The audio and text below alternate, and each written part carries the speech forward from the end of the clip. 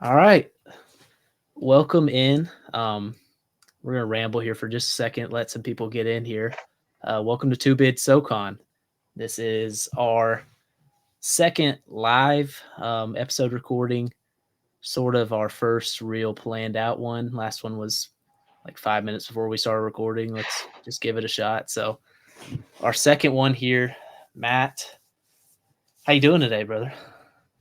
Good. I'm been wrestling all day trying to pick each of these games, knowing full well that I'll end up looking like an idiot anyways once they happen, but it's fun to speculate what may happen over in Asheville.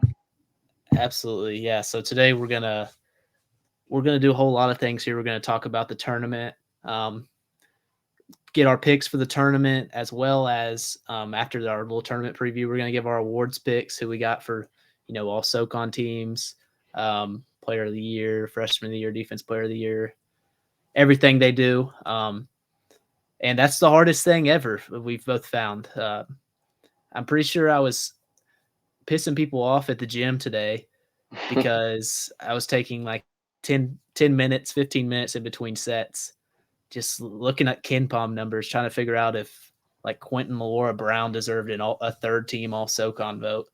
It's the hardest thing ever.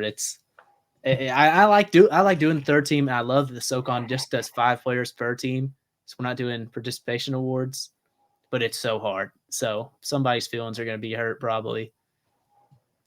What do you say? So that's how it is. Yeah. All right, let's go ahead and get into this. We've gone 2 minutes here, but whatever. We'll get into this tournament preview. Crazy weekend is expected, or yeah, weekend, kind of long, extended weekend.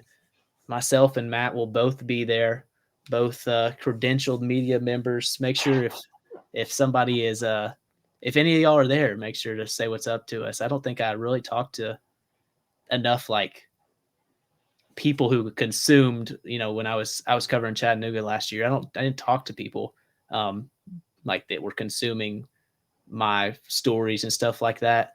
I definitely talked to a ton of media members and whatnot because there's a ton of space to do that. But yeah, if you're, fan, listener, not a fan of us, obviously, listener of us, fan of a team. I don't want to be self-conceited there, but if you're a fan of whatever team and you're there, make sure to say what's up to us because we'll be there all week. Matt has the pleasure of getting there extra early for the Oh, women's brother. tournament as well because he's covers Chattanooga for the Echo, and so he's going to be there. What, the 7th through the Yeah, 12th? so Poppy and the girls decided to run away with the one seed. So the first game of the women's tournament is Chattanooga versus Western Carolina, 1 versus 8 seed at 11 a.m. on Thursday.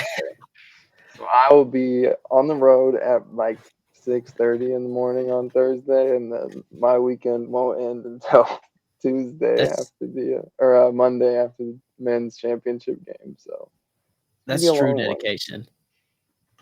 It's a true requirement of my job. There's no way out of it. Yeah.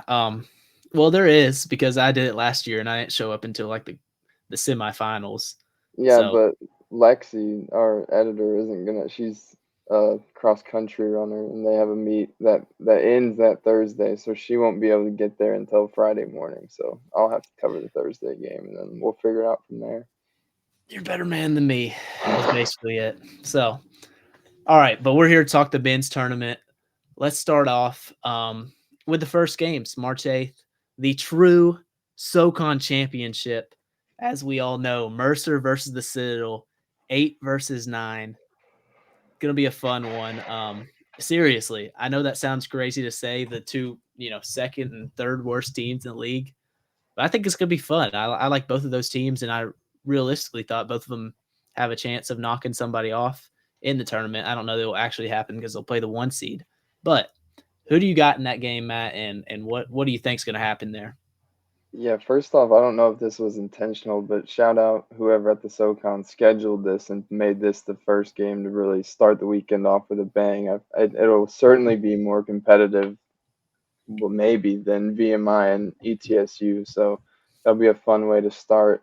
Mercer, I'm going to take Mercer in this one. They are just playing their best basketball right now, and Quentin Malora-Brown is good. You know, we like him.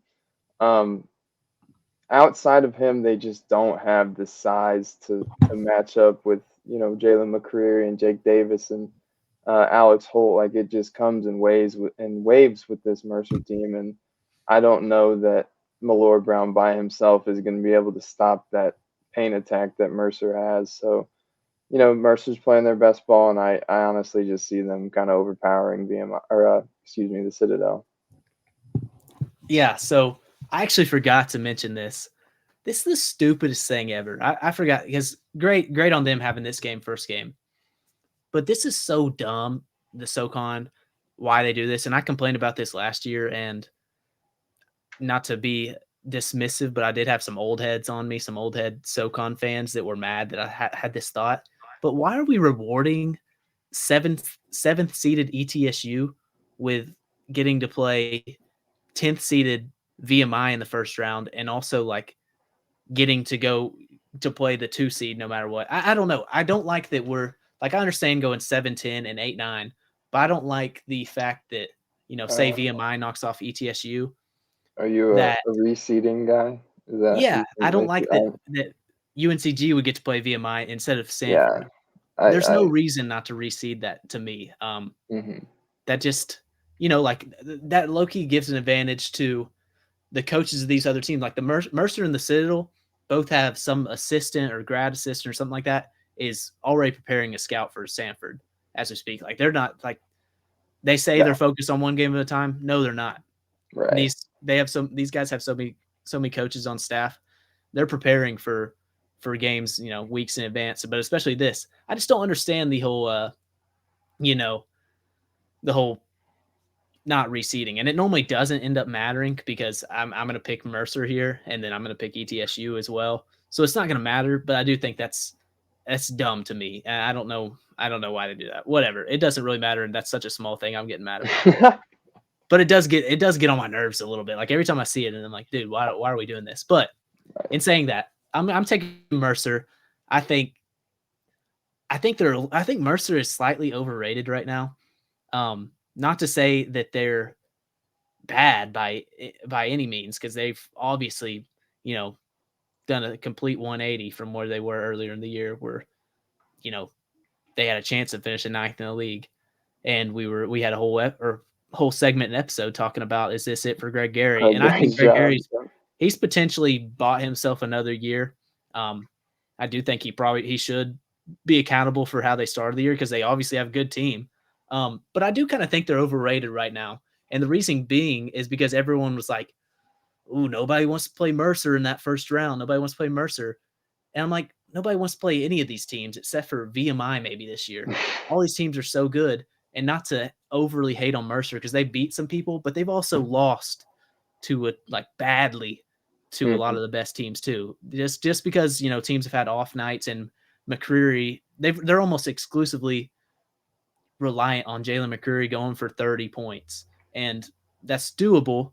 But I don't know. I almost sound like a hater of them, because I do think they're a good team. And I think that's a brutal first round, matchup for Sanford to go 23-5 or whatever they are. I can't even remember the number, but to get that many wins, or 25-5 or something, to get that many wins and then get Mercer, the hottest low seed in the first round, and also a team that's beat them, and that was not like a rollover game for either team. So I I don't know. I have mixed feelings on them. I think they're good, but I do think way too many people think Mercer is better than they are, and not to, Yeah. you know, I will, like, I'll admit I was very low on Mercer at the beginning of the year, kind of rightfully so.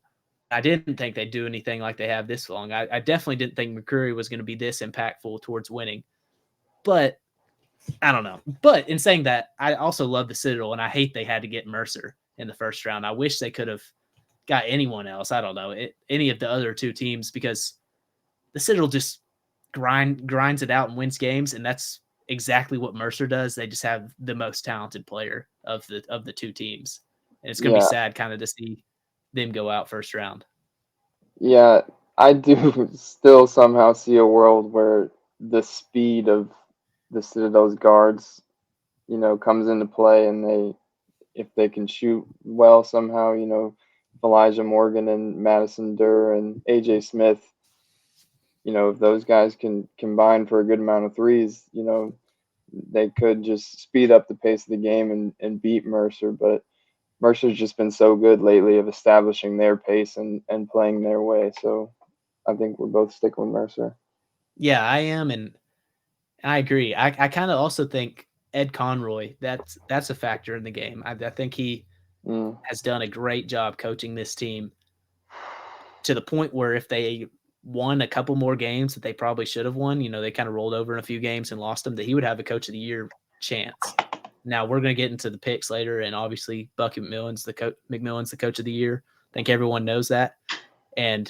But in saying that, there's a few different coaches that would have had a real shot if it wasn't, as crazy a year as Sanford's had, where they've just kept winning. Let's move on to the second game, ETSU VMI.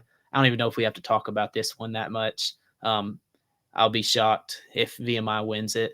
ETSU also got a big win over UNCG the other day. Brutal for them. It is crazy how that worked out, that UNCG, the 2 seed, gets the low seed that just beat them. Now, granted, they went 0-2 against Mercer too, so I guess it didn't matter. But Sanford Sanford gets the team that beat them, and UNCG gets the team that just beat them as well. You have any thoughts on that game at all? I'm free to move on from that one if you want to. Just not enough firepower for VMI, and the bigger, taller, stronger athletes of ETSU are just gonna put their foot on the throat early, and I don't. And that's think the best thing they've done all year. ETSU is beat inferior teams. That's one thing you can't fault them for, is they've played really well against the worst teams, to say that. That will lead us into this, actually, and skipping over that a little bit. We're going to say, what is the most likely quarterfinals upset? That's the big day, the Saturday. And I'll start off here, actually, since we're talking about ETSU, because I think it's ETSU UNCG. I think they've got a real chance of knocking them off in the first round. And a crazy stat I saw, I can't remember if it was my guy SoCon John. I think it was him. But he said, him or whoever it was, that in 6 of the last 9 years, the 7 seed has beat the 2 seed. That's unreal. Crazy. In a 10-team league that it's the 7 has a winning record over the 2 seed.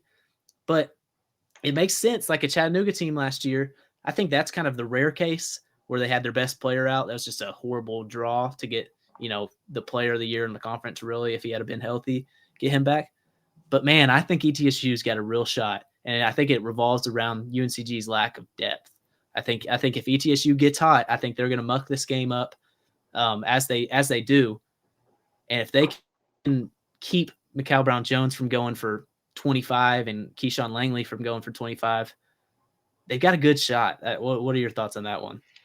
Yeah, the obvious boring answer to this question is Furman and Western Carolina, the winner of that game. But I'm not going to be boring. I'm going to go with Wofford over UTC because this Chattanooga team has not played its best ball of late. And, they've kind of got a lingering Bonham injury, a lingering Miles Che injury. Sam Alexis, his foot seems to have come off the gas a little bit. I don't know what's going on there. But this Wofford team is so connected and they play for each other so well that I would not be all that shocked if they came out and shot the lights out and just took it to Chattanooga, and they just don't know what hit them. So I would say Wofford. That's interesting. That's I can't believe you said that. No. That's not my pick. Yeah, I know, but my least surprising. Still is crazy to me. Yeah, I don't know that I even thought for a second that I think Wofford can beat Chattanooga, and I know that sounds crazy but I just think Chattanooga's played them so well, and who knows? There's always it's tough to beat a team 3 times thing. It's the biggest load of crap ever. I'm sorry. They've handled Wofford like pretty easily both times, so I still have Chattanooga, but it would be difficult to just take care of them that easily a third time. Yeah, I think I'm trying to figure out how I want to say this. I think it's hard to beat a team 3 times is like, yeah, no crap. Like it's hard to beat anyone 3 times, but that's such a bad saying because it's like, oh yeah, this team's going to beat them. But in reality, a lot of the times it's just this team's way better than other teams. Sure, it's hard, it's hard for um two similar teams like Stanford and Chattanooga. Yeah, if they make it to the championship against each other, it's going to be hard for Stanford to win the championship over them because they're both similar teams. But I sometimes I just think it's a matter of one team is just clearly better than the other. And I think in a case with Chattanooga and Wofford, they're kind of a similar style where they're just both reliant on offense. And at this point in time, Chattanooga's just better. They have more dudes. I think Wofford's going to be a good team next year, and they've been good this year. They've exceeded my expectations probably, just in a fact of they've been really competitive with the top teams mostly, except for Chattanooga. But yeah, I don't know. Let's move on. Let's move on to the game of the year maybe. Western Carolina versus Furman, which was also an awesome game in the SoCon, I think semifinals last year, if I'm not wrong.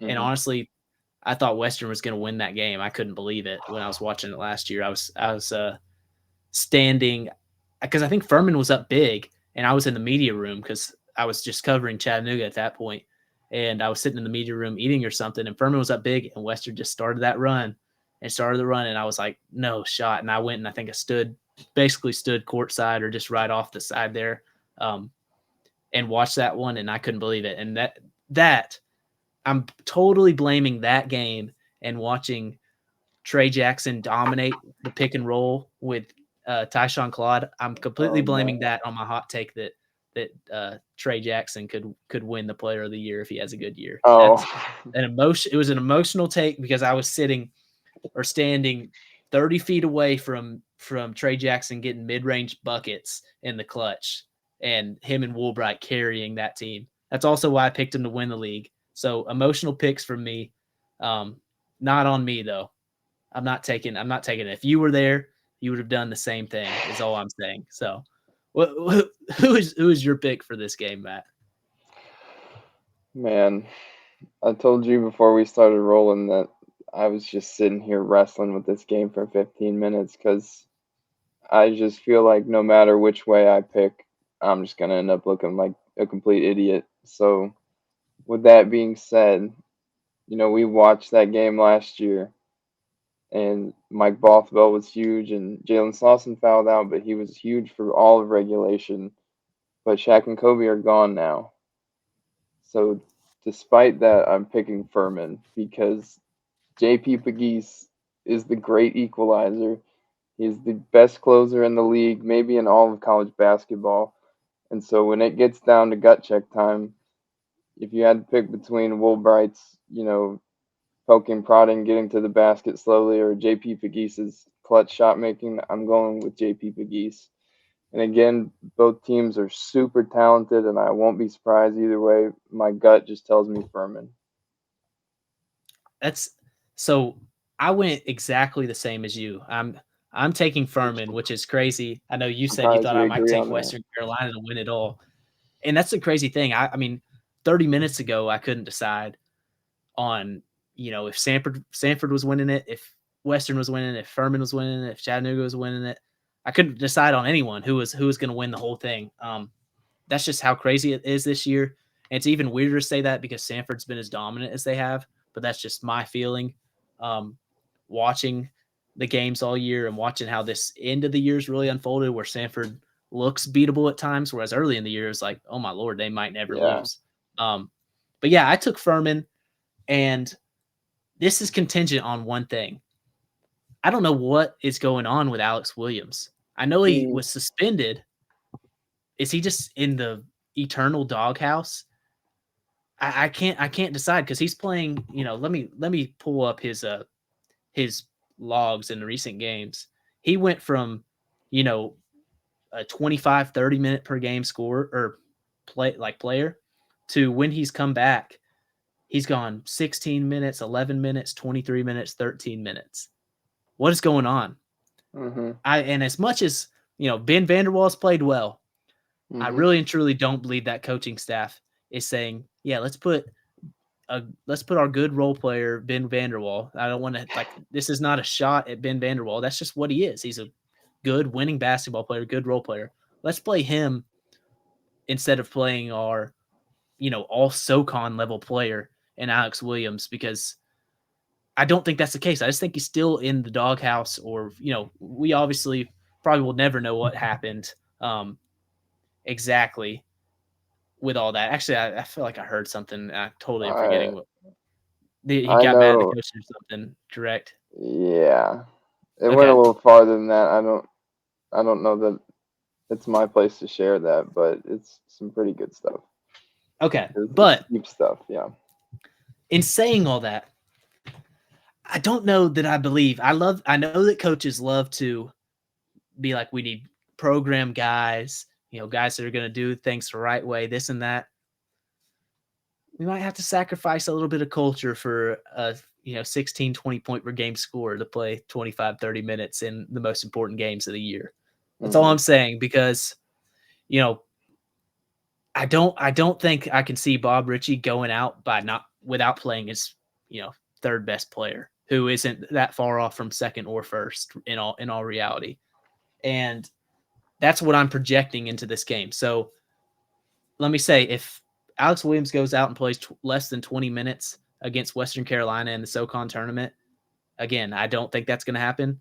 Then I would probably pick Western, but I'm picking this based off of Furman has 3 legit stars, 3 guys that can go for 20, 25 points any given night.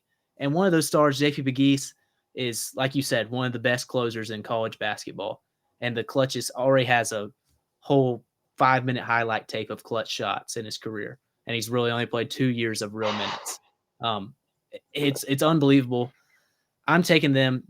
I love Western Carolina, and I've continually went with Western Carolina. They are the reason I lost our pick'em this year, because I took them in every big game ever almost, and they just kept on losing. And then I went against them, and they won, of course. But I got to take Furman in that. I think Bob Ritchie. I love Justin Gray, but I think Bob Ritchie.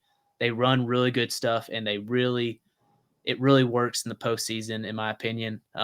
They've been one of the best teams in the league for 5 years now, however long he's been there. I should know, but I don't. That's who I'm taking. Let's go on to the other game, Mercer Sanford. Let me ask you this: are you going to have big enough cojones to take Mercer here? What are you doing? Hell no, I'm picking Sanford. um,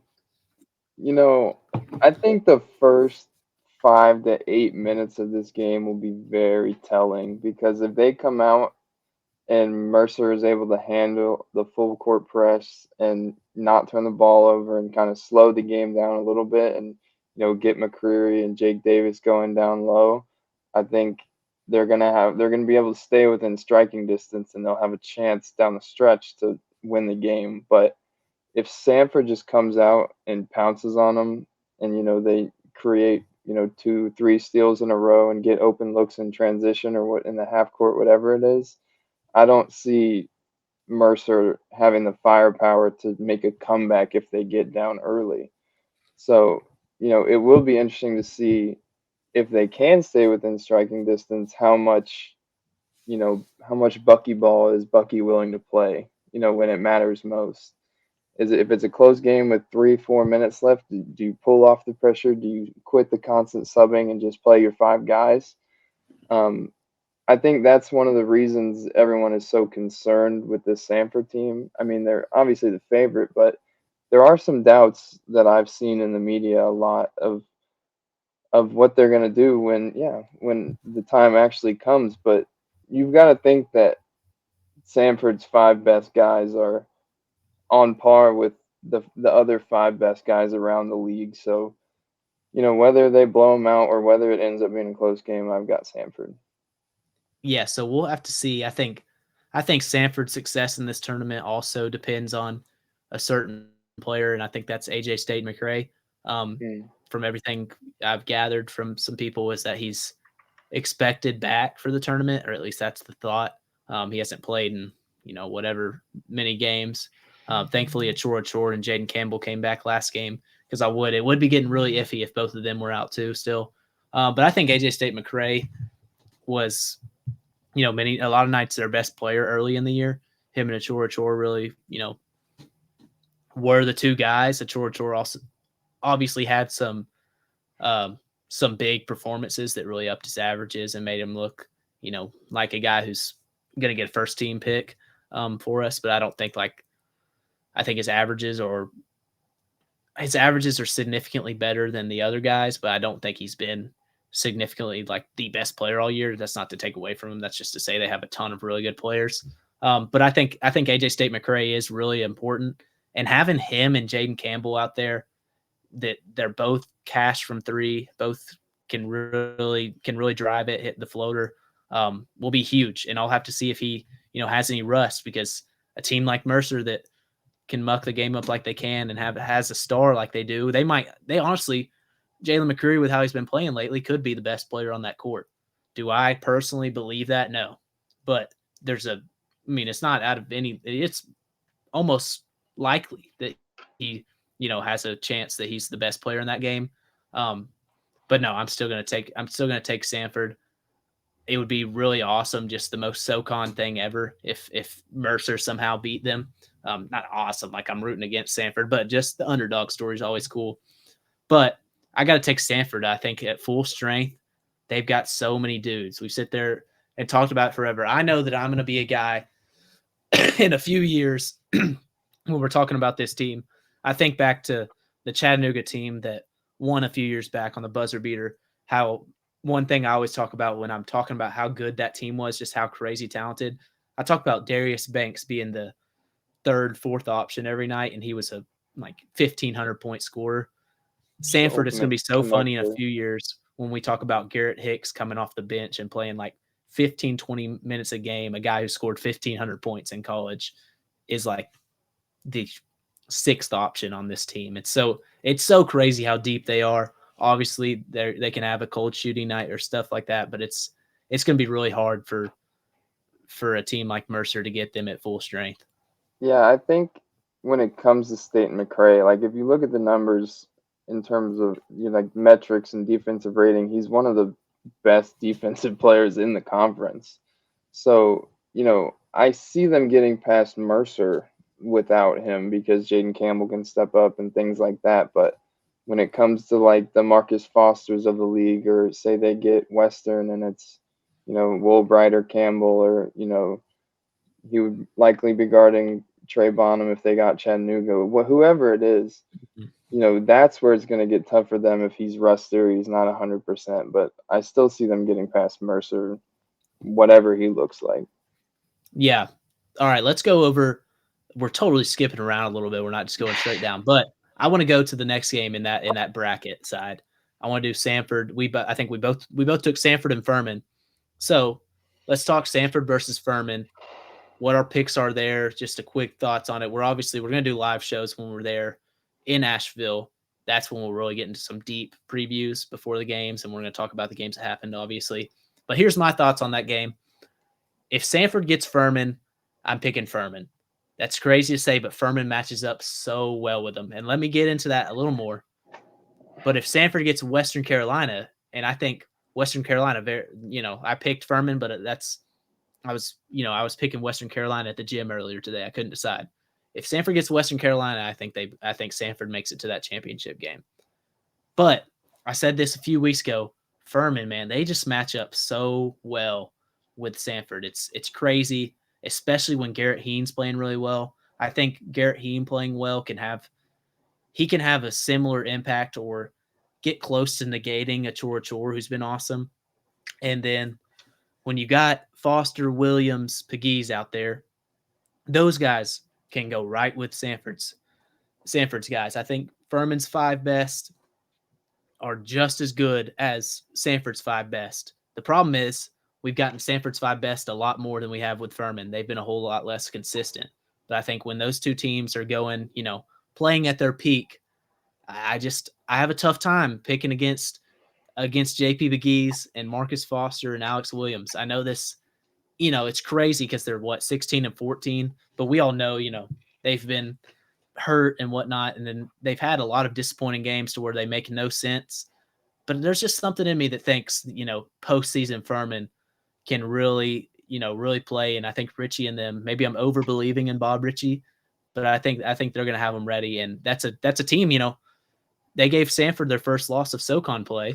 And then they had pretty much won the game and they pissed it away at Sanford, not to take away from Jermaine Marshall, who had an awesome game and also makes it incredibly hard to pick against Sanford. I haven't even talked about him. He was no reason why they lost last year. You played, one of the greatest games ever, really.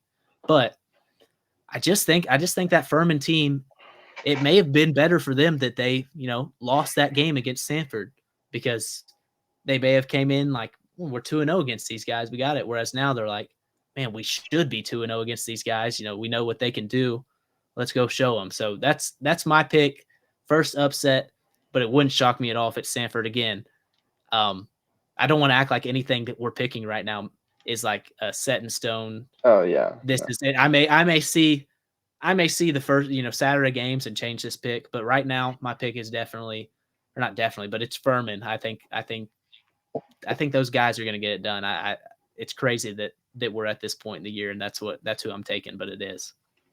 Yeah, I also have Furman if this is the game. Yeah, we're screwed. Like Western Carolina, we just lost the game. Then, yeah, I mean yeah. But what I love for Furman, and I think is one of the reasons they match up with Sanford so well, is just the size disparity between the guards. Like J.P. Pegues and P.J. Smith are huge compared to Dallas Graziani and Rylan Jones. So I think that gives them, the advantage in terms of handling the pressure. And then when you get J.P. Pegues down towards the end of the game or any time in the game really, and he's matched up with Graziani or Jones, he's able to just get to his spot and shoot over the top of them. So another thing to look at, like you just said, is the Alex Williams thing. I think this comes into effect a lot more in this game because, like you said, Garrett Heen can kind of get under Chora's skin and, maybe neutralize him to a little bit. But, if Alex Williams isn't there or is in the doghouse of some kind, how much do you like Ben Vanderwall to, do his job on Jermaine Marshall? And why wouldn't you just think Jermaine Marshall is going to go for 20 or whatever it is? Vanderwall is a good defender, but Jermaine Marshall is, he was a preseason player of the year pick. So it wouldn't shock me if these teams both played a lot of zone to make up for these, matchup disparities that I'm talking about. But, like I said, J.P. Pegues is J.P. Pegues. So I'm going to take Furman in this one. Yeah, I think we just set them up for failure a little bit. I'm scared, but I really like them. I've been thinking this all year, that I was never worried about Furman. Now, the worry did grow at times with some of these performances they put up when they've been healthy, but still. And maybe it's just the legend of J.P. Pegues that we're believing so much in, and he may just go out there and fail us. Who knows? But man, it's hard to pick against him in March because he was so awesome. He's the most outstanding player in the tournament last year. Then he does what he does against Virginia. And then he comes into this year and just every single clutch situation seems like he's making big shots. Now, he did have a bad turnover there against Sanford, and that's the reason, essentially, big reason why they lost that game. But also, that almost makes me think even more that he's destined to, turn it around this game. He's going to be pissed off coming into this game. Who knows? But yeah, that's who I've got. So we both got Sanford. Have we both picked all the same picks so far? Yeah. Dude, you need to stop cheating off my paper. Yeah, you're killing me. Oh, God. All right. Then this half the bracket will be telling. I've got in the semifinals. I think we talked enough. I'm going to go with ETSU. I'm going to go ETSU Chattanooga. I know that sounds crazy, but I just don't. I want to pick an upset first and foremost. You always, when you make your bracket in March, you pick an upset. You have have your teams last year. Like I'm picking Furman, I was picking Charleston to win. You're picking some guys. I don't want to be basic and pick the best teams or the highest seed in everyone, obviously the 4 or 5, whatever. But yeah, I'm going to take ETSU to take down UNCG just because I think ETSU can beat. I mean, they obviously just won the other day, but I think it's totally in the realm of possibilities that these are equal teams in a game. Now, if Mikael Brown-Jones goes crazy, obviously UNCG's better. And shout out Mike Jones because they are the number 2 seed in the league, and I don't feel like they're the second best team in the league. And they won that outright basically. I just don't get it with them. I really don't get it with UNCG. Their bench is just so poor sometimes, and sometimes guys just don't show up. And we may go, and I'm totally going to regret this because they're a really good team. Obviously, that's why they're the 2 seed. But I feel like in a tournament setting, I don't know that I see them winning 3 straight games because I don't know that I see them, showing up 3 straight games. And I kind of felt the same way about that last year. Now, I didn't think Wofford was going to take them down like they did with the BJ Mack shot. That's, again, another game where I was in the media room sitting down, doing something on my computer, and I was like, no way Wofford's about to get this. And I walked, rushed out to get to the court and saw the buzzer beater. I was like 15 feet from it. It was so crazy. But in saying that, it may not be that first game, but I just can't. I don't see UNCG winning the tournament. I just don't know. I feel more confident about all the other teams. I don't know. Do you have any thoughts on that? I'm sure you took UNCG. This is how I know that we're not cheating off each other's papers because I have UNCG in this one, and I have it pretty handily too. I just maybe it's just because ETSU has soured me on them by trying to watch their offense all year. Right.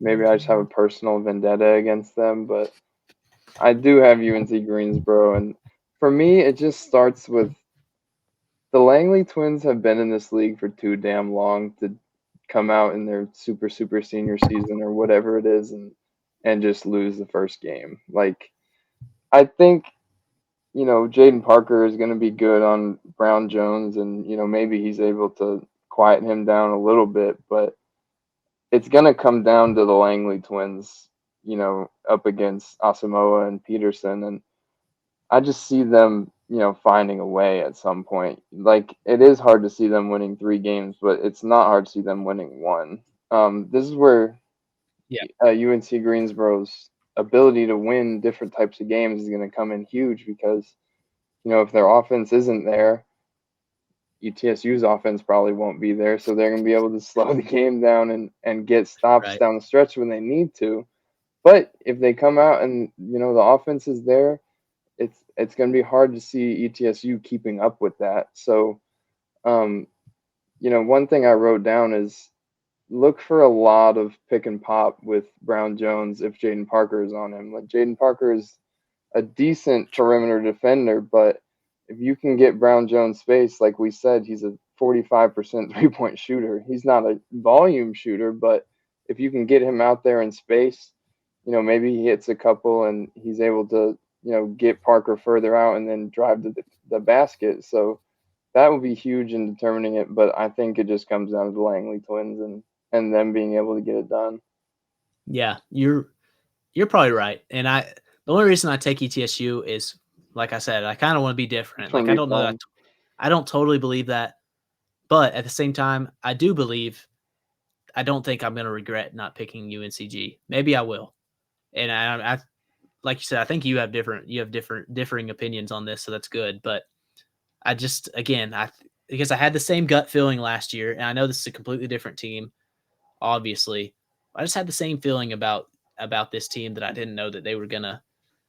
The team last year, I didn't know that they were really gonna get it done, and I don't feel like I'm gonna fully regret that. Maybe I will, but it's just tough with them because of the depth. So, like, for them to win 3 straight games, the Langleys and Atwell and Brown Jones and whoever your 5th is, whether you trust Jalen Breath or not, they're going to be playing, maybe up to 120 minutes each, to win all 3 of these games and win the tournament. So that's why it's tough to see them going all the way when they don't have the depth that some of these other teams do.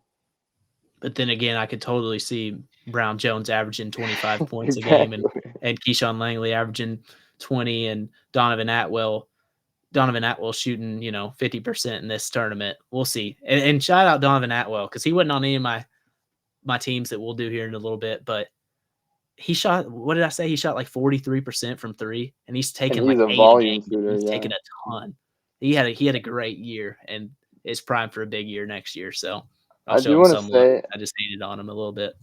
as I scroll through Twitter, I feel like everyone that's talking about the SoCon keeps using that Charlie Day meme from It's Always Sunny in Philadelphia where he's writing on the whiteboard and like screaming at the camera. That's what I feel like. That's what I felt like all day trying to like pick all this stuff because there's really no Yeah. science to it. You're just picking what you believe, and that's what's going to make it so fun. Yeah, you're right. All right. So I'll let you go again here. Your semifinal is UNCG versus Chattanooga, I believe. We didn't even talk. Did we even talk Chattanooga Wofford? We did. We talked it a little bit. Yeah, Whatever. I think we both said Chat just has guys Yeah. that Wofford doesn't, and Wofford's a year away. So we both Either have way, we Chat. both have Chattanooga. I think we can not, and knowing that now Wofford's going to win that game, but Yep. because we didn't talk about it. But you can talk your picks, your thoughts on UNCG Chattanooga. This is going to be interesting if we have the same pick here because it would mean a three-peat of Chattanooga Furman in the championship because is that what you have? You're killing me. You're killing me, Matt. Son of a- I wanted to be all special. I thought, let's go three-peat. Let's go Furman and Chattanooga three-peat of that tournament because I think that's so possible.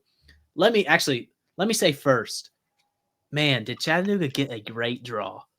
They Yeah, get a Wofford team they just handled, pretty well twice. They get a without Bonham. UNCG team they dominated in the last matchup. Now they also got ran off the court at home, but they either get UNCG or ETSU that they, played well against versus Sanford who has to go against Mercer who beat them and either Furman who beat them and should have beat them twice really, or Western Carolina team that played them really close the first time. Now the second time was kind of they, gave up almost. It felt like with Western it was a blowout. But still, you're playing the player of the year at Western, just stuff like that.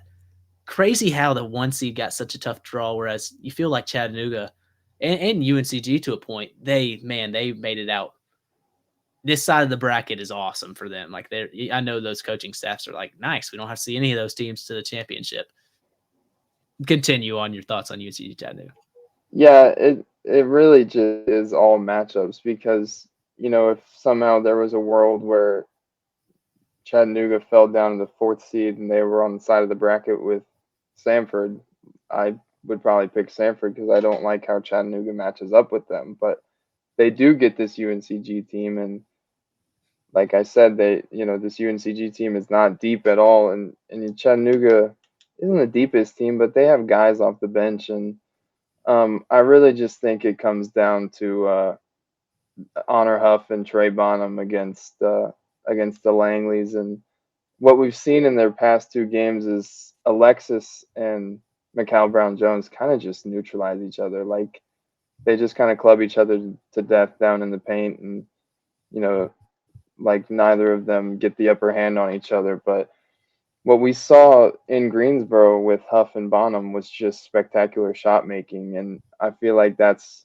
And then Miles Shea was huge off the bench in that game too. So I really just feel like it's going to be the guard play of Chattanooga that comes in, and then just timely shots from Tyler Millen like we've seen all year, timely rebounds from whether it's Demetrius Davis or Randy Brady, whoever it is. But once when it gets down to it, I trust in Honor Huff and Trey Bonham to get it done. Yeah, I think so. So I took Chattanooga too, and I do think they're very contingent on a guy, and that's Trey Bonham, who, he's obviously dealt with some injuries, but Trey Bonham has not been the Trey Bonham that was, when he first came back, he was on fire and was a first league all SoCon player, really, potentially a player of the year candidate if he had been playing the whole year. That's how good he was when he came back. And I don't think people totally realized it either because his numbers weren't as crazy as like a Woolbright was. But he was so crazy efficient, hitting so many tough shots. And, like we say all the time, him and Huff are the two most fun guys in the league to watch when they're both playing well. They're just, two electric guards. But he hasn't totally played his best basketball of late. Obviously, he's had the injury. But even before then, I thought he had slowed down a little bit.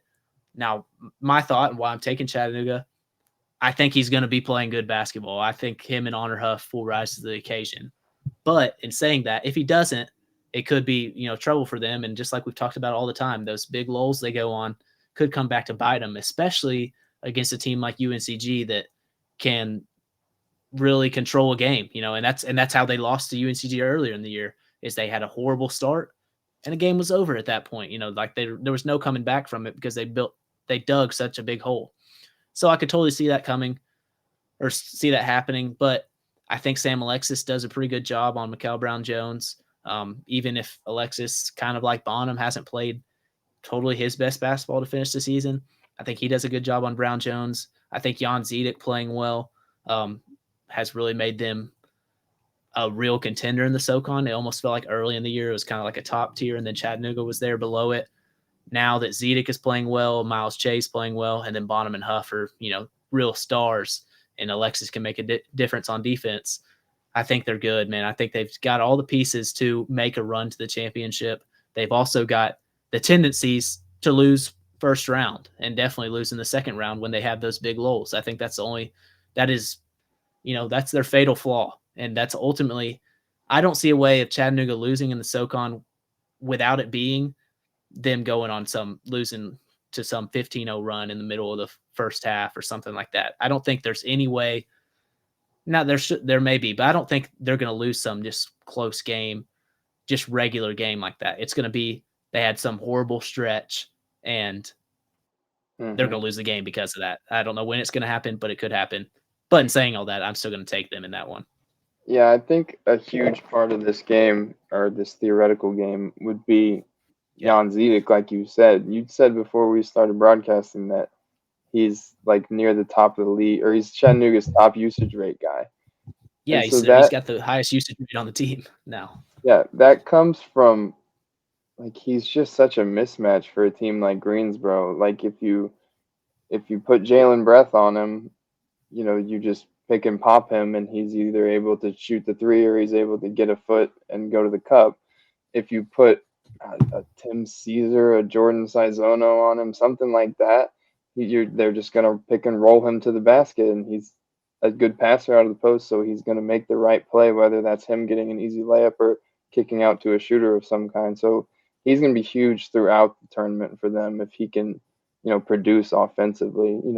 Defensively, you give up what you do with Jan Zedek. That's not his calling card, but if he can produce offensively, they could certainly go deep in this tournament.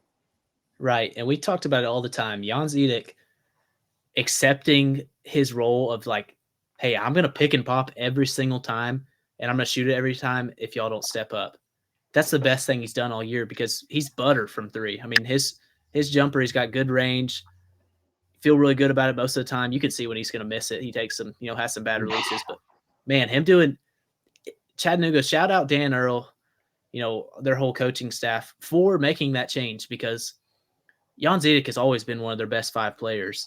And coming into the year, I talked to one of the assistants. I was like, man, who's going to start? Like, is Zedek not starting? And he was like, he's definitely one of our best five. We'll see if he starts. I was like, why would he not start? And he started the year, and he struggled. They struggled that way. Now they bring him off the bench now. Him and Alexis play less together. They do play some together more. But he just runs that five and spreads that defense out, and their offense is so good with him in it because, I mean, he's a threat at all times. He can, he can set a screen, but he also can, kind of fake screen and then pop for a three. And it just makes him so good, especially with a guy like Bonham, a guy like Huff that you also have to be, skin tight to. You can't mess around with him on those screens. So, yeah, he's been really, really, truly a revelation for him because he went from early in the year, I picked him to be a newcomer of the year because of how well he started the year with that first game, then I thought I was a big idiot after watching him go for like 0 balls here and there throughout the year. And now he's back to being a really good high-level player. He's found his niche with this team. All right, our championship game, Furman Chattanooga. Sucks that we both picked this. You've got to get better at this, not cheating off of me. But I guess we just differed on one pick, didn't we? Yeah, that's just crazy. I can't believe. I'm gonna have to get a how new this podcast turned out. co-host next year, someone who doesn't agree with me on anything. You're assuming you're gonna get paid to do this next year. Actually, yeah. I may not even be doing the SoCon next year, but we'll Ingalls, see what. Ingalls sponsor us. Let us come back next Yeah, year. right. We if this podcast is a thing next year, by the way, we will be making some money with it. I don't know how, or at least it won't be all coming all out of my pocket. By the way, so anyone listening in here, you want to send me some money, like you could go ahead, just play it. But I do, we do have these. We don't have a sponsor for these hotels and these the streaming service that we're using as we speak. Whatever, but. Furman Chattanooga. I'm going to let you start on this one because now that I'm saying it, I don't think I picked a winner. I didn't pick a winner thinking like in my head. So you may convince me here. I didn't. I don't even know that I picked my whole bracket until we've just sat here and talked because it's so competitive this year. So you go ahead, give me your thoughts on that perspective game and who you would take in that. Yeah, so my notes say title game UTC versus Furman, and then the next word is just a curse word, and I have no other notes outside of that. Like Nice. I truly have no idea what is gonna happen in this game.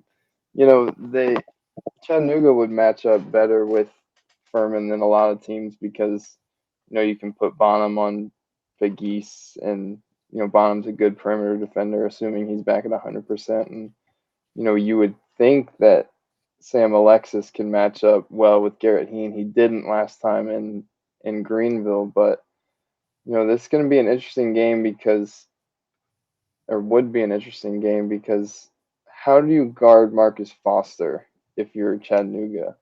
Because Millen is good. He's a kind of a connector Millen would have to guy be big. offensively, but Millen, I've noticed as of late, is not maybe the most agile guy. Like sometimes it looks like it hurts Tyler Millen to run, and still a very good player, but he just has moments like that where I'm like, am good. And so I think if Marcus Foster is able to kind of get going on whoever is guarding him, whether it's Randy Brady or Demetrius Davis, maybe he can kick to. It's going to be hard for Chattanooga to guard both, hopefully Alex Williams and Marcus Foster. So I think that would make it very difficult for Chattanooga to win this game.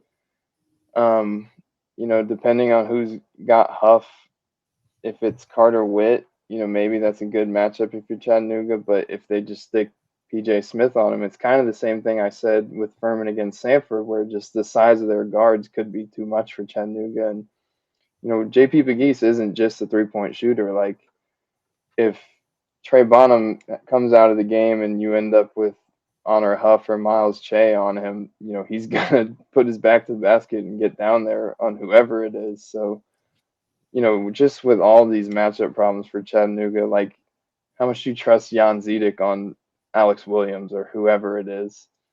I would pick Furman to repeat and go back to the NCAA tournament. Oh, brother. Sadly. Are you kidding me? I think I got him too, dude. I really do. And maybe I can convince myself to take Chattanooga.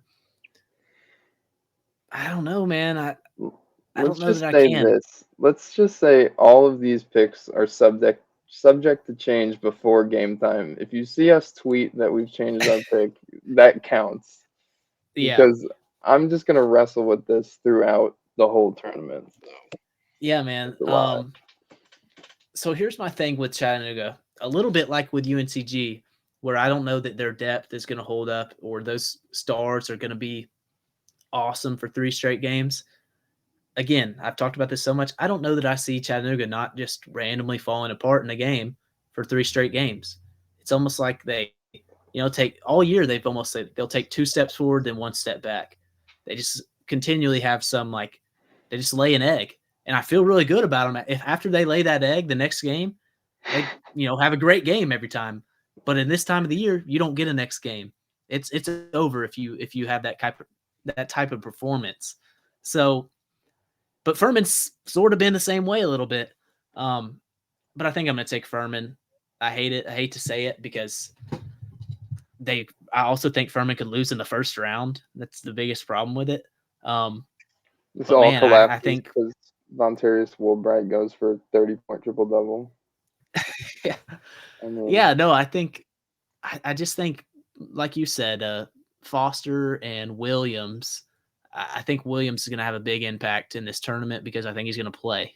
Williams has a big impact in pretty much every game he plays. Obviously, he's had all these issues,